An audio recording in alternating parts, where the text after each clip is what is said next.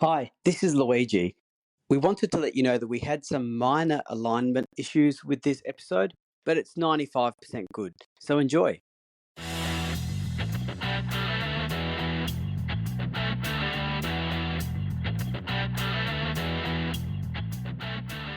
Hi, welcome to the F1 Time Portal, a Formula One history podcast by a couple of friends that love Formula One. I'm your host, Rosa. And I'm your Bureau host, Luigi. And today we are rating drivers from 1966 for our special series, the Time Portal Championship. So let's go. Hello, and today we have Nacho with us. Hello, Nacho. Hey, everybody. Thanks for having me again on a more like an emergency podcast. It is today, a little right? bit of an emergency. We've had some technical difficulties. Yes, so you're in. You're up. You're off the bench. Yes. You're a reliable substitute, Nacho. And Rosa, you'll be interested to notice that I think we had Nacho in for our 65 TP. So it's not so he's got back-to-back. Yeah, he's back-to-back. So I don't think we've ever had back-to-back before. I don't think so either. No. I think Nacho's our most regular guest as well. Yes, I think the fans, we get so much mail to get him back. Yeah, my mom, my dad. Mainly from him. And my parents. I think we did have some downloads from Argentina, and you were counting how many they were, and I could even see the regions of Argentina, and you were like, I think that's my uncle, I think that's my auntie. Hey, we have Speaking to start of somewhere. Argentina, what did you try? Yeah, who did you try to say his name of today, Luigi? I'm going to try to say he's I think it's Argentinian, but he's an Hungarian Argentine. Ladislao Pirro. Okay, And Ladislao. Hungarian. Ladislao. Yeah, I said it that way. That's what I pretty said. close. It's pretty close. I'll give it to you. So he was. And why are you mentioning him? Because he's Argentinian. Is this in honour of Nacho being on the podcast? Because of his back-to-back. Yeah. Okay, I see. And what's he famous for? He patented the first commercially successful modern ballpoint pen. I don't know if that was in 1966, but it's the best Google could give me because they said there wasn't much information about inventions in Argentina in 1966. So come on, Argentina, step up. I guess they were too busy going through an uprising, which is what was happening in 66. I guess the question will be, what Australia All right, well, create? shall we, in 1966, I don't know. When was the Hills Hoist created, Luigi? That's the only one I know. That was earlier, I reckon. That was a World War II sort of thing, I reckon. Yeah, I think so. Like post-World War II. Well, shall we do the first race review? Yeah. We're not an invention podcast. We're a Formula One podcast. So, yes. Who's reading these, Louis? Are you reading them? I see how professional and prepared we are. Yes, it's me. I did even years. I did even years. Okay. Remember? All right. Off you go then. Okay, so there's 9 races this season, and we start with the Monaco race. So the first official championship of the new 3-litre regulations. So in qualifying, Clark took pole using the old Climax Lotus, followed by Surtees in the Ferrari and the 2 BRMs of Stewart and Hill. At race start, Clark had one of the worst starts in F1, according to Mike Lang, the writer of one of our reference books. And Mike Lang could not even bring himself to call it a nonsense start, which is pretty unusual. So Clark fell to last. I mean, it doesn't get much more nonsense than that. That's pretty bad. Yeah. The beginning, and especially at this track, the beginning of the race was Surtees and Stewart pulling away, but on lap 14, Surtees was out with car trouble. Stewart went on to easily win the race. There were only 4 official finishes, with Bandini 40 seconds behind in second. I think he was in the Ferrari. And he was only 12 seconds behind with 10 laps to go, but he had brake issues. And Hill in the BRM came a distant third than the rest. So, Nacho, what's your top 3 and why? I was thinking of giving Clark minus points if this was like the worst start ever. But in the end, I just that went would classic. be a first for Clark and for our championship. Yeah. I really thought about it. It's like, okay, maybe too harsh. Plus, we like Clark, right? Also, who did you give third to? Sorry, Nacho? I gave third to Bandini. Look, made it to the end, had brake issues. I guess that's something to remember him by, I guess, at this point. Number 2 goes to... Oh, don't worry. There's other reasons we remember Bandini. Number 2, I'm going to give it to the 3-liter regulations. Already creating a bit of mayhem. I'm guessing the development didn't go as well for many of our cars. So, yeah, you always want a bit of spice in those races. So, yeah, number 2 to the regulations. And number 1, easy, Stewart, won by 40 seconds, finished the race. I think there's not much to go against that. Pretty safe. Very solid. Oh, except for the 3-liter regulation. I don't know about that one. It's all right. Okay. It gets the worse. Luigi stamp of approval. Yeah. Yes. So for my top 3, well, I've got 4. Have I got? No, I've got a special mention. No, you've got a special mention. So I've got Phil Hill for staying out of everyone's way, because this was the race where they filmed the on-track action for the 1966 movie Grand Prix, which I love. And a special mention to Farina, who was also meant to do that role, but he passed away on the way to this race in a car accident, which is very sad, and Farina, the 1950 world champion. So now my top 3 is, I actually gave Bandini 3rd as well. Good effort to try to fight back against Stewart towards the end of the race, and also got the fastest lap. So not a bad effort.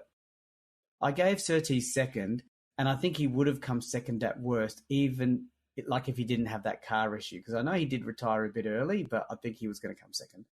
And Stewart 1st, just a strong and dominant win. Even when he was behind Surtees for the first 15 laps, Stewart was on his gearbox. So I think Stewart was going to win this race anyway. So I call them pretty safe picks.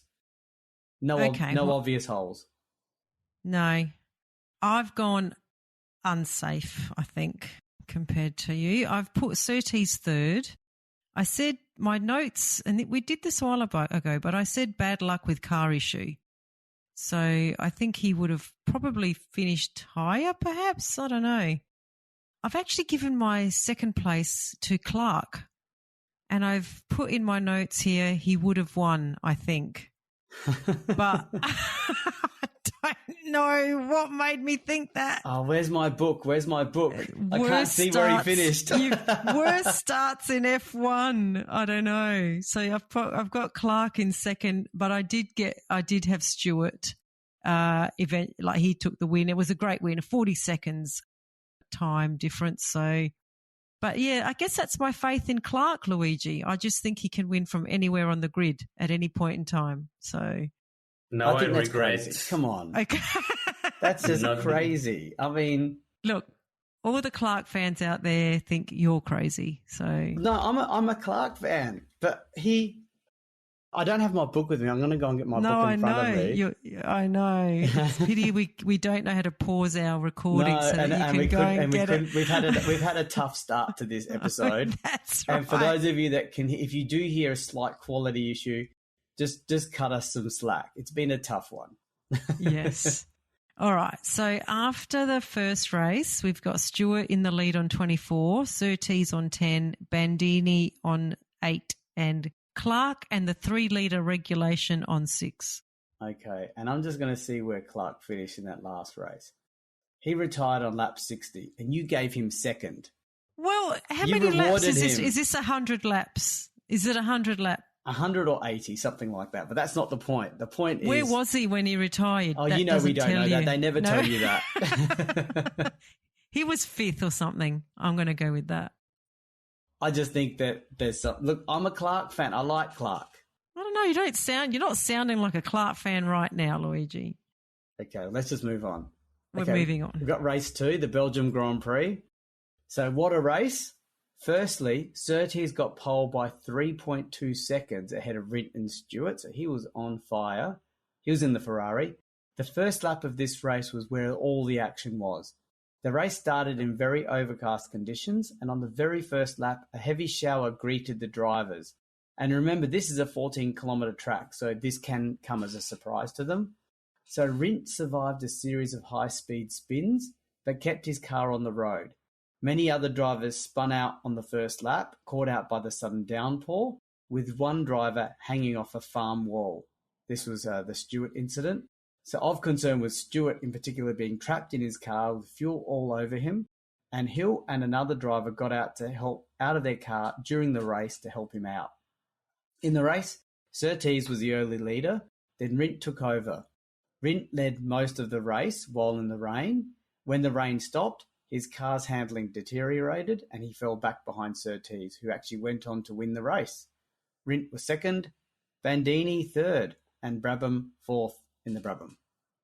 So Nacho, your top three and why? Okay. I'm going to give Surtees number 3. Easy, he had a really good race, started in pole. Even though he was second for most of the race, at the end, he got that win. So totally deserved of third place instead of first. I think that's a good, solid pick. That's because my second goes to another mayhem creator, which is the rain. To be honest, he just created so much kind of action, right? And that's what we want. If it were for me, I would choose rain every single day on race weekend. Yeah.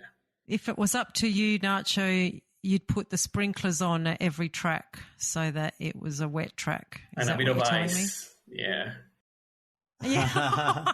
you know that in about 10, 15 years ago, so we're talking the 2010s or thereabouts, Bernie Ecclestone, the head honcho of Formula One at the time, he was proposing that very idea, sprinklers on the racetrack. And he was doing it as a bit of a stirrer, but, with Ecclestone, he meant it. He meant it and was joking at the same time. Yes. And he got a lot of flack. He was joking until someone liked his idea and then he'd mean it. Yeah, and then he implements it. Or vice versa, yeah. And he could afford to implement the sprinkler system around any track he wanted. That is hilarious. Yeah. Okay. Yeah, so Nacho, you nearly got your wish. Yes. Yeah. So close. Okay, so number 1 goes to Hill and Bondurant, which are the ones that saved Surtees from the car crash, and actually gave them both 16 points for bravery. Stewart, they saved Stewart. Oh, Stewart, okay. Yeah. For bravery. Yeah, there you go. That's my top 3. Oh, you gave them equal points? Okay. Yeah, he gave them. He actually gave them 8 points each, but I changed that to 4 points each because we can't invent extra we points. can't invent extra points. Yes. Hey, we've invented extra points before. No, we've always kept to the 54. I'm gonna check 3 lots of 16. Okay. Anyway, that's one of the very few things we stick to. Yes. Fair enough. Well, 3 lots of 18, actually, isn't it? 8, 6, and 4. Yeah. Okay, so my top 3 are actually a top 4. I got 2 second-place drivers and 2 first-place drivers, but adds up to the required 18. It's 18 points, Rosa. It's 18 points. 18, sorry. Yeah. Okay, so I had Surtees in equal second on 5 points. He won this race because the weather changed, but he's up here because of the awesome pole time that he set. So I may have not put him as high as this if it wasn't for that 2-point-whatever seconds lead. I put Rindt in the equal second place with him. Again, amazing drive in the wet, and he should have won if not for the weather changing back to dry, which took away the skill element of the track.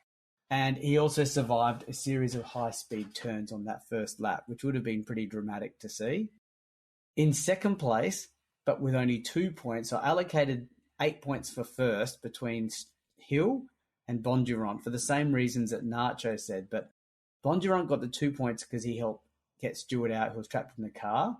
But he gets less points than Hill because Bondurant was not really a championship contender and he wasn't really a big name, so he didn't have as much to lose or give up, whereas Hill was giving up key points in a championship.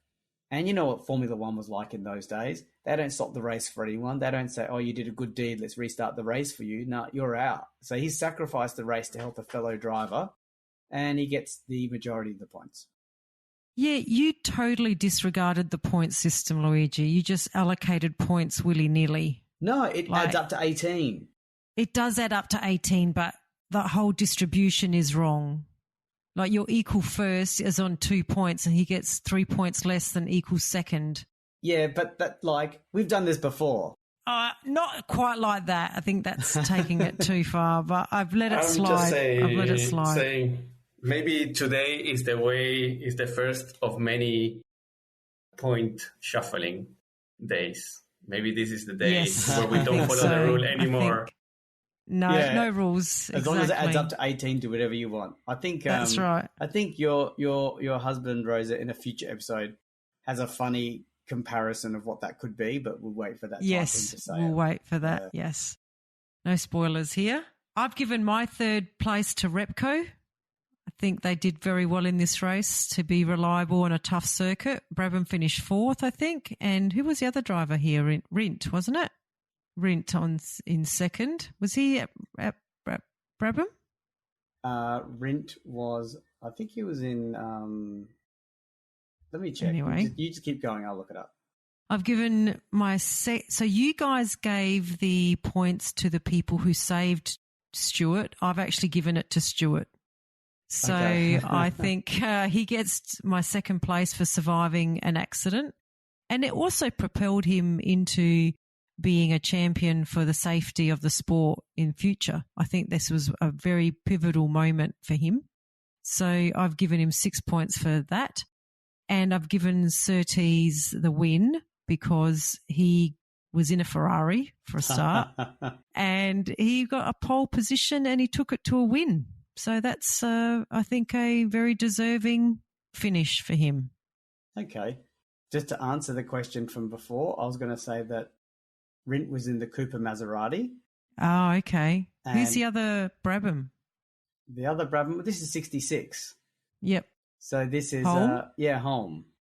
Okay. Let me just and where did he that, finish? The reason why you're like, shouldn't you know, it's because we do jump around with our recordings every now and then. I know. And it's easy for us to think they're in another team. That's right. And there's a lot of driver changes. Sorry, Luigi. Yeah, sorry about that. I didn't mean to speak over you. Denny Holm was in the Brabham Climax and Jack Brabham was in the Brabham Repco. Repco. Okay. Yeah. Now, I did want to say one thing about your picks though, Rosa. I see you picked Repco for third place. Yes. All I want to say is for those of you that are regular listeners to our TP series, can we pin this for 1967?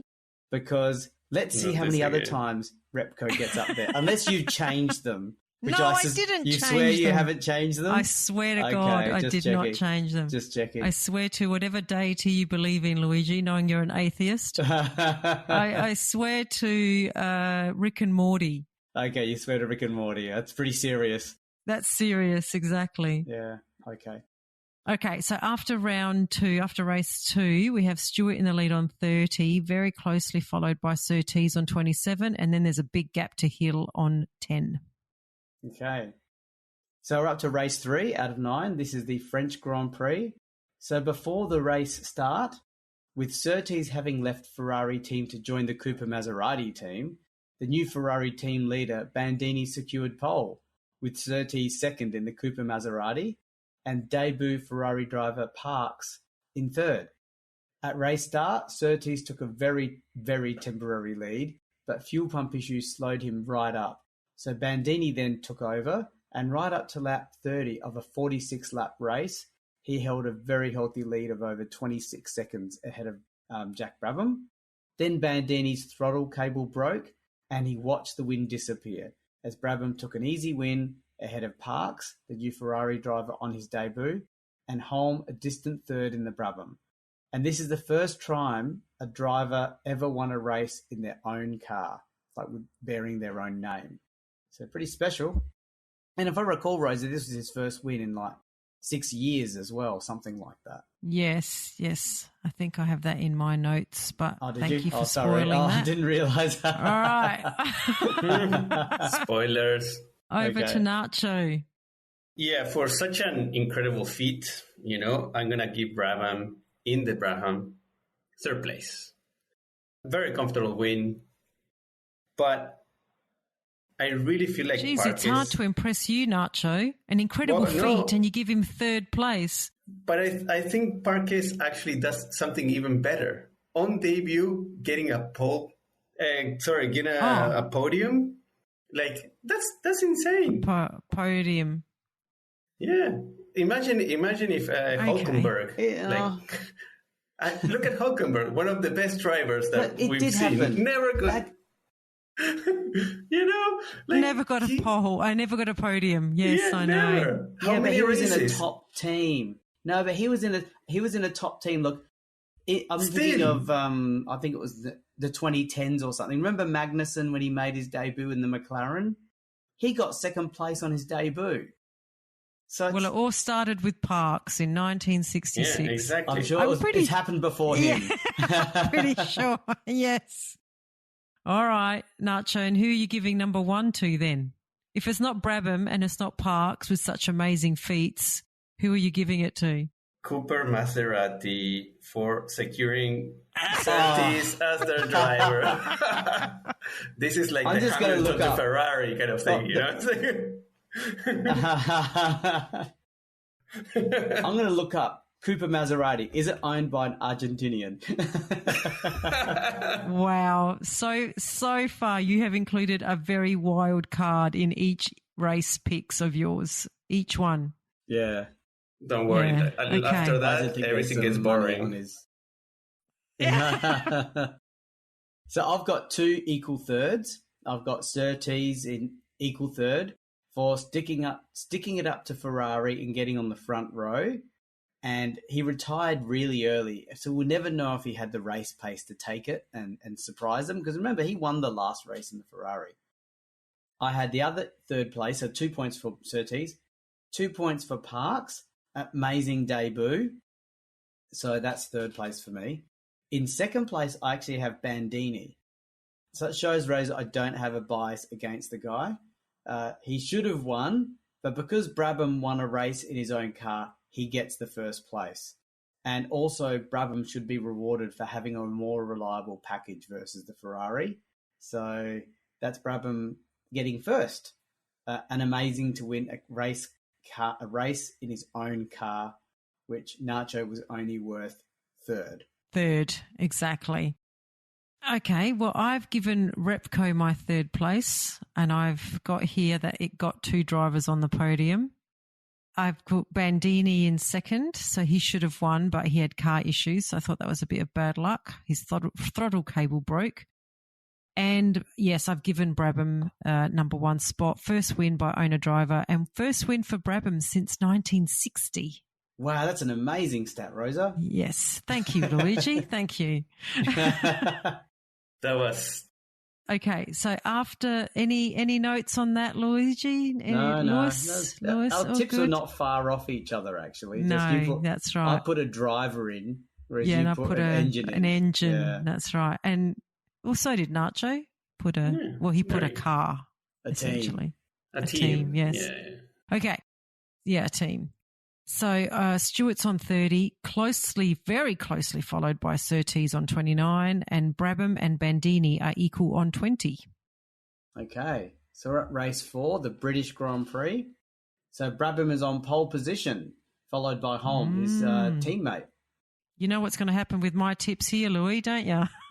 Did you? Are you sure you didn't change them? I did not change anything. I've got this good feeling. Okay. I have not changed anything. So Brabham, Holm on first and second. Strong third by Gurney in the Eagle. Race was a wet track, and while Brabham stormed off to take the lead and win the race, there was much drama behind him. Rint and Surtees, who were the only drivers on wet tyres, did really well to get up to second place. But then when the track dried, they fell back again. So Holm had a bad start from second and was 8th early on, but then he fought his way back up to second place when the conditions were to his favour. Clark and Hill had a big battle for third and fourth, and towards the end of the race, Clark had brake issues and had to pit. He fell back to sixth, but he did an awesome comeback drive to unlap himself from Surtees and to reclaim fourth. But in the end, it was Brabham first, Holmes second, so Brabham won 2, and Graham Hill third. So, Nacho, your top 3 and why? Well, because in this podcast we're Clark biased, I am gonna give him my number 3 spot. I mean, he did, like, if he hadn't had those brake issues, third was definitely on the cards, especially on the speed he showed, like, at the end, right? So here it is, number 3. Sorry, Hill. Number 2 goes to Hume. ANZ 1 and 2, good race. Second place, epic. And because I feel bad, because I put Brabham on the 3rd spot, I'm going to put him on the 1st spot here. He did win, so he's my number 1. Okay. And lots of people that listen to this that are international people may not know ANZ stands for Australia, New Zealand. May not be obvious to everyone. But yeah, sounds good though, doesn't it, ANZ? Very cool. So my top 3. Third, I've got Clark. So similar reason to Nacho, actually. While he came fourth, he did a great job to unlap himself from the Coopers and a good comeback from that legend driver. He's had a bit of a quiet start to 66 after his dominant 65. Holm in second, just a solid comeback from a bad start because he's qualified second, fell to 8th, fought his way back up to second, just a solid pair of hands. And Brabham first, solid drive and win, back-to-back wins in his own car, just great domination and reliability and getting pole position, of course. Well, you guys had exactly the same picks. No wonder you didn't have any issues with his. Yeah. With Nacho's. I went a bit different. I went Repco at number 3, reliability shining through again. I put Clark at number 2. Great comeback drive from bad luck, and I agree with Nacho. Oh, well, I don't agree with Nacho. Nacho said he could have come third. I reckon he could have won the race. But you could say that for every race with Clark. That's what I mean. Yeah, yes, so you can't put just it pick first random then. ones. I've just, yeah. Well, he only had issues towards the end of the race. So, and he was second. He fought his way to second, wasn't he? Or, yeah. And I've put Brabham in first place. Like he just had a dominant win, pole to a win. So Okay. You've said Repco how many times? 1, 2, about 3 times. Maybe I'm wrong. Anyway, let's keep going. I think coming to grips Rosa, with that potential that I could be wrong, but I'm not I sure. just want to I just make my have the comment. suspicion. that Rosa is actually going for Repco as the historical champion. Because every single podcast that I come, Repco gets like 10 mentions or something like that. So. Yeah. So I'm right. I'm sure you've changed this, Rosa. No, You swear I have you not have changed not. it. I swear on our friendship. Now, a funny thing is, we did say we had technical difficulties with this recording, so we've had to re-record it.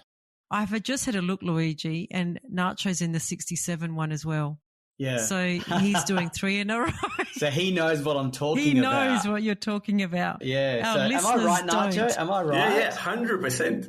100%. So you suspect No. something's wrong here? No, I did not change any of my tips. Copy Okay, paste. so It's after race... So after 4 races, Brabham is in the lead on 44. So I think he's overtaken Stewart there. Stewart's on 30 and Surtees and Bandini. Surtees is on 29 and Bandini and Clark are on 20. Yeah, a bit of a jump, isn't it? Brabham's coming through. Yes. So we're up to the race 5 of 9, the Dutch Grand Prix. And Brabham's on pole again, followed by Holm and Clark, so 1-2 again. Clark was using the old 2-litre Climax engine and did a time that matched Holm in the Brabham, but it was second. So that's why he was in that position. So Brabham made fun of the media, who questioned him as being the oldest on the grid, and he was 40 years old at the time. So he wore a fake beard and walking stick to the car on the starting grid. So that's quite memorable and pretty cool. And he goes on to drive many more years, by the way. Brabham charged into the lead, but Clark was right with him. Clark cleverly passed Brabham while lapping back markers and even pulled away by up to 10 seconds, despite being in the underpowered car. With 15 laps to go, though, Clark had engine problems, which a pit stop sort of fixed. He was able to still finish, but he finished third, so Brabham got the win. Hill second, Clark third. So your top three, and why, Nacho? Okay, last one was boring. This one, we'll make it a 4. Number 3 goes to the Climax 2-liter engine. How is it possible that it's still running at the front? Like, that's literally 25% or 33% actually less power, right? You go like from a 3-liter engine to, and Clark like is managing to kind of be at the top all the time, right? So yeah, that goes on number 3. And because Clark managed to still come in third with that puny engine, with the issues he has, he gets my number 2. Yeah, that's a good pick. But number 1 goes to Brabham. And I actually gave him an extra point because he's been such a troll with the media. So extra point for style. Yeah, no, he didn't get an extra point, just between... In my head it did, okay. The sentiment is there. It's the thought that counts. Okay, so I had Clark in third. I just felt like he deserved third. In hindsight, he probably deserved more because, like Nacho said, he was in that Lotus Climax. And I saw the while Hill did come second, I didn't think he even deserved that because there was a few issues at the end of the race, of course. Brabham in second, strong drive to the win, and he should have come second in my opinion. And Clark in first because he actually did deserve this win. He was in an underpowered car. He took it to the all-conquering Brabhams in their super reliable car and was winning. And you've given Clark first and third. Well, yeah, and I'll just mention Clark's teammate Mike Spence is in the Lotus BRM. Remember, that's the H16. Yes, and he was one lap ahead of Mike Spence in that other car. Wow! So, yeah, big result.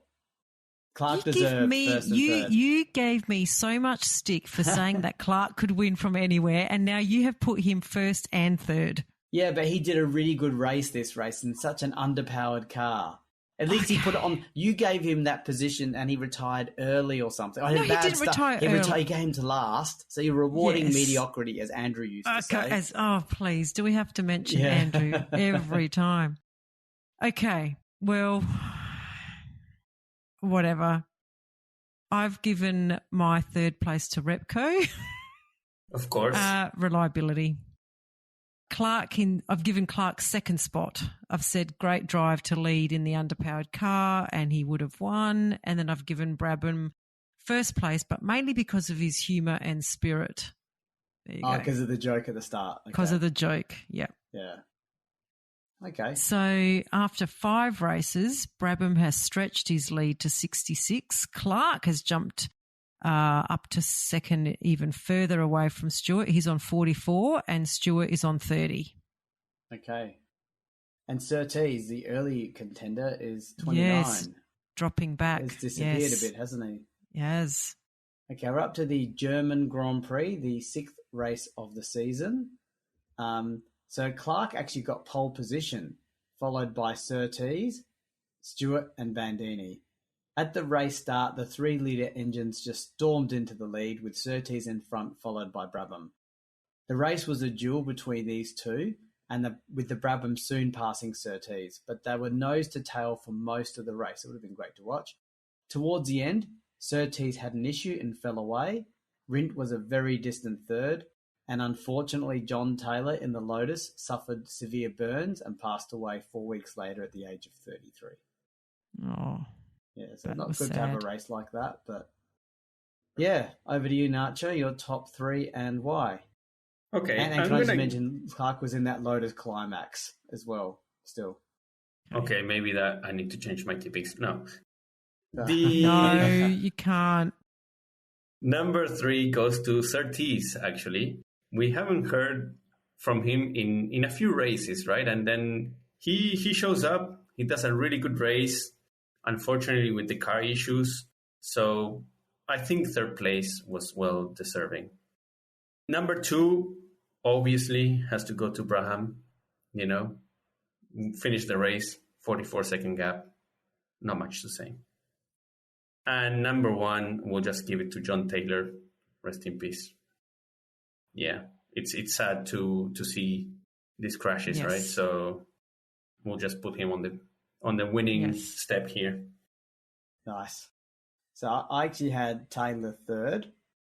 Seems bad because sometimes I give the person who passed away first, but this is going to sound really brutal, but he didn't achieve as much as others, so he's on the podium. Where did you put him, Rosa? And he won't, right? Yeah, I'm not saying anything.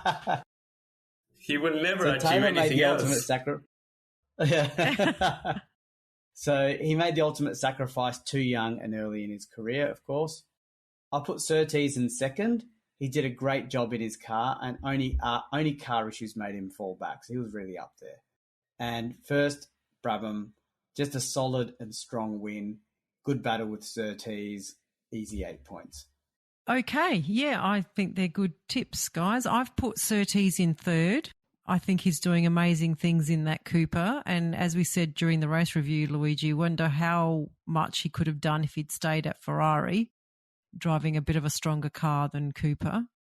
I put Brabham second, great race to take the win, and I've put Repco first because I think I make this point a bit. If it wasn't for that Repco, Brabham would not be winning the races. It very much came down to the reliability of that car, of that engine. But why are they first in this race, but you gave them third in the other races? And in this race, it's like it wasn't even a 1-2. It was just a win. No, it wasn't. Yeah, where did Holm retire? Maybe it's because he was like it was very strong win by Brabham. So I've sort of credited the engine for his very strong win. Yeah, okay.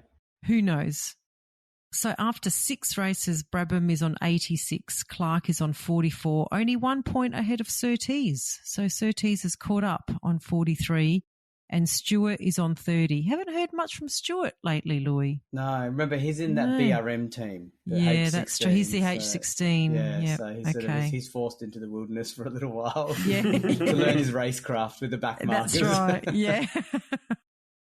So up to race 7, the Italian Grand Prix, our favourite slipstreaming track. So Ferrari were on fire at their home track with Parks on pole. Remember, he's the one that made his debut just a few races ago. Followed by Scarfiotti. Clark was third.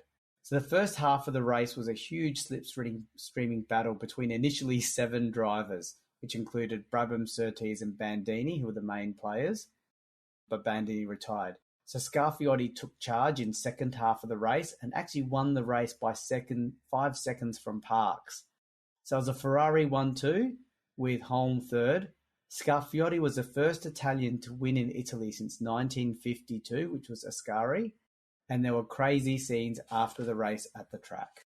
And I'll make a bet those Ferrari fans were very happy that it was Scarfiotti that won and not Parks. Oh, for sure. So your top 3, Nacho? Well, I kind of feel vindicated because you said that it was so easy to make a podium with a top car, and Parks never showed up until just now, right?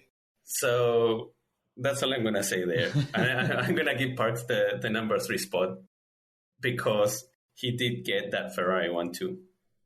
Number 2 has to go to Scafiotti. I don't know how to pronounce his name. His only F1 win, and in a Ferrari, and in Italy. Man, that only gets to the level of Brabham in Brabham, right? Yeah, like Brabham winning in Australia. Yeah. Number 1 has to go to Ferrari, right? Like, that's that's all they want to do, right? Like every year, that's the one race they want to do. Yes. And having a 1-2 it doesn't get any better than that. Yes. With you'd have to say B grade drivers. That's pretty tough call, but Not your top tier. Yeah, there's no Surtees, Rint, Stewart, Clark. No. Yeah, but No. Scarfioti took it when he was there, and his first name's pretty cool, Ludovico. Sorry, I thought you said Parks was so easy. He was in such a good car that he could get any podium, any race, right? What are you talking about? Yeah, Luigi. I think you need to apologise to Nacho. Yeah. I'll apologise with points on the board. Yeah. So I've got third place, Ferrari, getting a 1-2 on home soil. I'm surprised at my next pick, actually. I think I've made a bit of a mistake. Yeah. Did you do that? Yeah. I don't know why.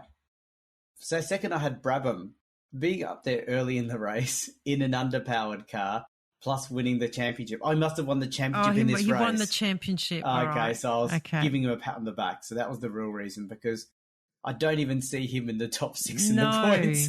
Yeah. It just meant someone else didn't get points, therefore he won. Yeah, okay. And Scarfiotti I gave first. Great win, dominated the second half of the race, and also did well despite a very average start, and obviously the stat about being the first driver since Ascari in Italy. So, pretty good. Yeah, I think they're good. I think Brabham was a bit of a stretch because he was nowhere in this race, but yeah, he did take out his championship in 66. Yeah. I had Repco third, but I think I've got a good reason for this one, Luigi. Yeah, because Brabham, they were third in the race with Denny Holm. Is that it? Well, no, I said they still performed on a power track. Like Monza is known for being fast track, and they don't really have a power, they're not a power engine, but they still performed. They still finished with Holm in third after the Ferraris. I gave Holm my second spot. He came from 10th to finish third, and I don't think there were too many retirements in this race. So I thought that was a very good effort by Holm. Again, that Repco just shining through there. But I did have to give Scarfiotti the first place. First Italian since Ascari. He polled well, but he fell to 7th, and then he actually raced really well to get the win. Like, I think, it wasn't just an easy lead from the front kind of win. So, yeah, I thought that was a good fight back in front of his home crowd. And good recognition that Parks did get pole. So, yes. It didn't mean much in a slipstreaming track like this, but still, that would have been a psychological thing to overcome, So, 7 races in, we have Brabham stretching his lead. He's now on 92. Clark is on 44, only 1 point ahead of Surtees on 43, and Stewart is still on 30. Repco's 5th on 28. Go Repco. That's all you. Yeah, I know. I want to add up out of the allocation of 18 points you have per race. What is that a total percentage? Okay. 18 by so you're good with numbers. 18 by 7, whatever that is, and then 22 divided by that. That's the percentage of points you've totally given to Repco. 18 by 7 is 126. And then divide that by amount. What did you say? Divide 22. that by what? 22? 28. Oh. 126 divided by 28 is 4.5. No, it's the other way around. 28 divided by 126. 22%. 22%. Yeah. Wow. Okay. I think it could be higher. Any comments from you, Nacho? You're the statistician. Look, I was missing the Repco. Like, it was like one race that you didn't mention them. So yes, thank you, Nacho. Hence why she fell below the 33% mark. So I'm up not to sure the 8th race of the season, the US Grand Prix. Yeah, Nacho? No, I'm not sure if I'm making a spoiler, but I remember one of the sessions, like, I thought Rosa was going to go the full mile, and I was really disappointed. So Yeah, I know. Yeah, it might be next year. It might be next time. Yeah. So we can crop this out of the podcast. Oh, they don't know when it's going to come. We're too lazy to do that. But let's see if they can pick when it's going to happen. Yeah, fair enough. So we're up to the USA Grand Prix. So Brabham was on pole position ahead of Clark and Bandini. Clark took a risk to drive the Lotus H16 due to unreliability issues, but he gave it a go. At race start, Bandini took the lead, and he and Brabham took control early. At the 1/3 mark of the race, Bandini retired with engine problems. Then Brabham retired at about the halfway mark. So Clark inherited the lead and won from there by over a minute from Rindt, who ran out of fuel on the last lap and just made it. Surtees did a comeback drive to finish third, despite being an early race leader, but spinning early when touching a back marker. So over to you, Nacho. Okay, number 3 goes to Surtees. Like, he didn't make a mistake, but then he drove a pretty good race, steady race. So yeah, number 3 for me. Number 2 goes to Rindt. And the funny thing, as I was reading this, I was like, I can relate to his stress. One time I had to roll my car down a hill just to get it to a petrol station because I didn't have enough fuel. Can you imagine this at a race? So yeah, he gets my second place. I'm sure somebody had pushed their car over the race lane at some point, right? Oh yeah, yes. Brabham's done it. Yeah. A few have, but Brabham's the most famous one because he won the championship with that push. Yes, he did. Yeah, so I mean, he's not as good as Brabham, but still quite good. Yes. Number 1 goes to Clark. I mean, for braving that 16-cylinder engine and kind of being the only Formula One race winner with that kind of engine. So yeah, great race. Deserves number 1. Okay. No issues from my end. You, Rosa? No issues. No. Very so safe. I had 2 third places. I had Surtees in third. Special mention that he fought back to third after touching Arundel at the start. And Clark winning the race in the unreliable H16, and I bet even he was surprised. I put second was Bandini. He was right up there. Interesting. Yeah, he was right up there until lap 35. And then, if not second, he could have won this race. And first, I put Brabham. I felt like he should have actually won this race, if not for mechanical issues. He lasted longer than Bandini, which is why he's ahead of Bandini. And let's not forget that he is in an underpowered, albeit reliable car. I was very tempted to reward Clark and the H16, though. Yes. Well, I've actually put the H16 in third. I said that it was a lemon and it made lemonade, mostly thanks to Clark first and only win for this engine. So I thought it needed a bit of a recognition that it actually, like, they tried something new with how it was designed. And anyway, it did something noteworthy, which is give Clark a win in a lemon. I gave Brabham second. I think he should have won the race, but for his engine blowout. One time the Repco wasn't reliable, but, you know, he's won the championship now. He doesn't need it to be that reliable. And I did give Clark the win. I gave him the win for winning with a handicap. He won with a handicap. So it's, again, a testament to his skill and his ability to just know how to drive a car, even a lemon. Now, I'm going to suggest that you've sort of done Clark 1 and 3, and you've just hidden it with this special curtain called the H16 engine, you know? Yes, probably the cynics among us would look at it that way. Yeah, as we all know what you think of that H16 engine. So when you say you're giving a compliment to Clark, you even mentioned Clark in your comments. So just questioning it.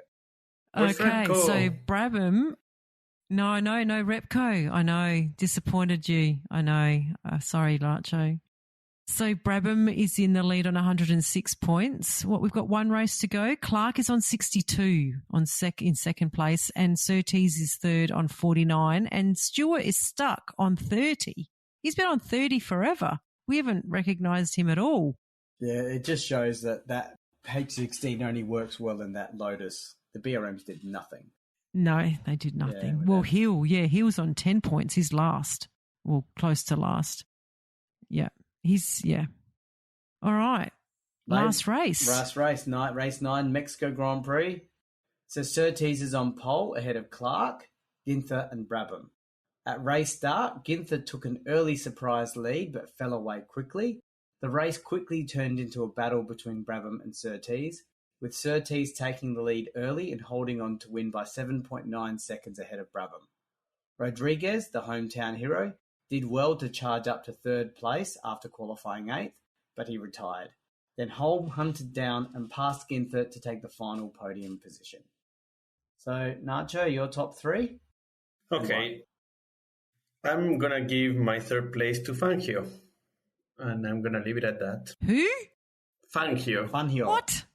Fangio. But why? Don't ask me why. You're not going to tell me why. No. Didn't he wave the flag or something? I don't know. I don't know, he's just doing it. Mexico. He's just doing it. I think he's just doing it. Yeah, he's going rogue. That is so random. Hey, I'm going to start putting everyone to Prost now. I can give Prost like 20 championships. Okay, Nacho, that's good. That's a good one. I like it. This is my Repco, okay? Yeah, okay. Yeah, I'm with you.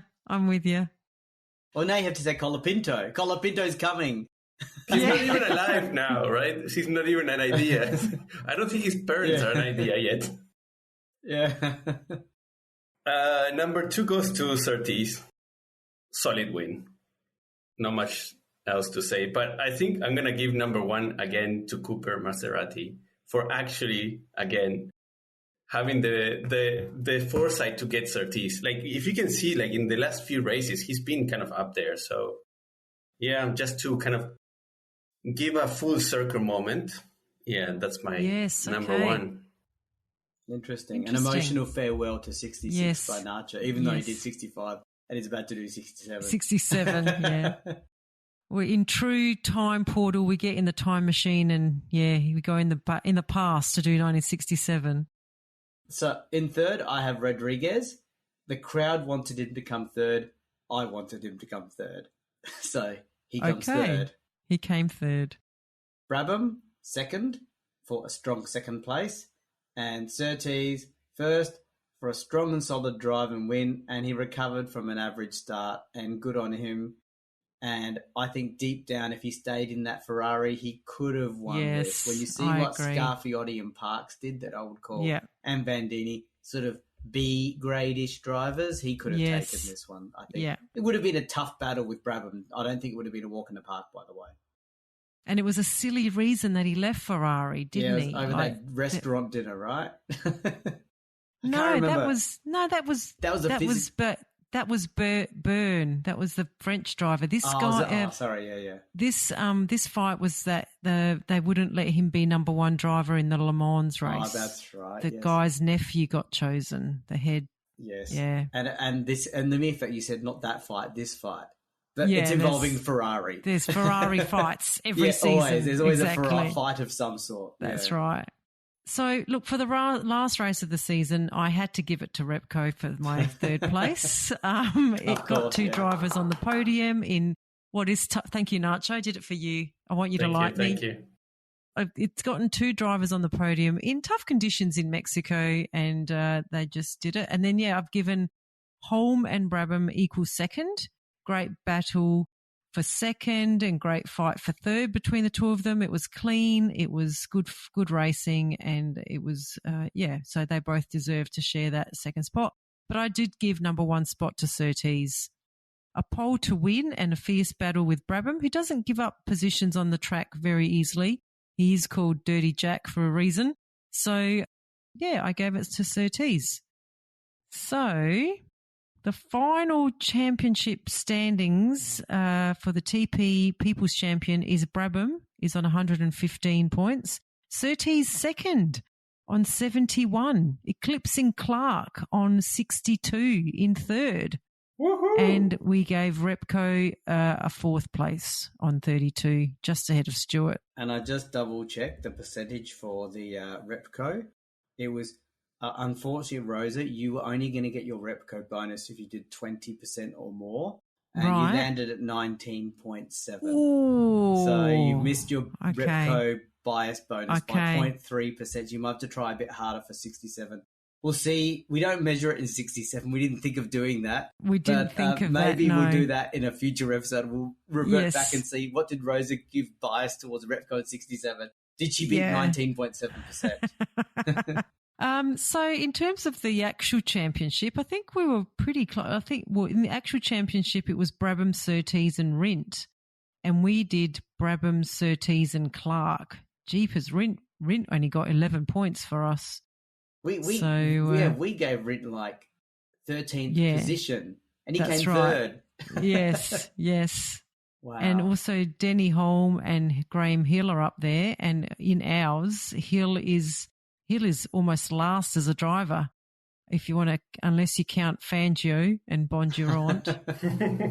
So yeah, Holm was up there. We sort of gave him 21 points on 8, but yeah, I think we absolutely empathised with Clark a lot. We gave him a lot of extra points than the actual real championship. Because we are not biased by the results. We look at what should have happened. That's what TP is all about. Yeah. That's right, yes, which makes us biased in other ways, but not on the results. Well, I call these the real championships because as we know, those of you that have listened to this for a while, Sterling Moss was a 4-time world champion according to us. According to us, yeah. All right. Well, that's it, Nacho. We'll see you again in 1967, which we saw you in the past, but we'll hear from you in the future for 1967. Yeah. Thanks for coming, Nacho. We appreciate it. Yeah, my pleasure. I'll see you in 1 year's time. Yes. See you next year. Bye. See you. Bye. See you, everyone. Bye-bye. We have a Patreon. Yay, we're a professional podcast now. So it means a lot to us if you are able to support the F1 Time Portal podcast. For a small monthly fee, you not only get ad-free podcast content, you will also receive special episodes that are exclusively uploaded for our Patreon financial supporters. We promise at least 2 additional exclusive episodes each month aligned to the decade we are up to in the show. And you will also be able to make suggestions about any special episodes you may want us to research and present. We can't promise that we can do all of them, but we will consider them. So, if that sounds like an entertainment bargain to you, go and sign up at patreon.com/F1 Time Portal today. If you're enjoying our podcast, please tell your friends and non-F1 friends alike. Yeah, and don't forget to rate us 5 stars or whatever highest is available on the podcast platform that you use. We have a range of social media handles for you to connect with fellow listeners, so look up F1 Time Portal on all the usual platforms. Or visit us at www.f1timeportal.com or email us at f1timeportal@gmail.com. We would like to give credit to our primary reference materials, a series of books called Grand Prix by Mike Lang. We also use many other written and digital references, which are in our show notes. Thank you for your support. Thank you.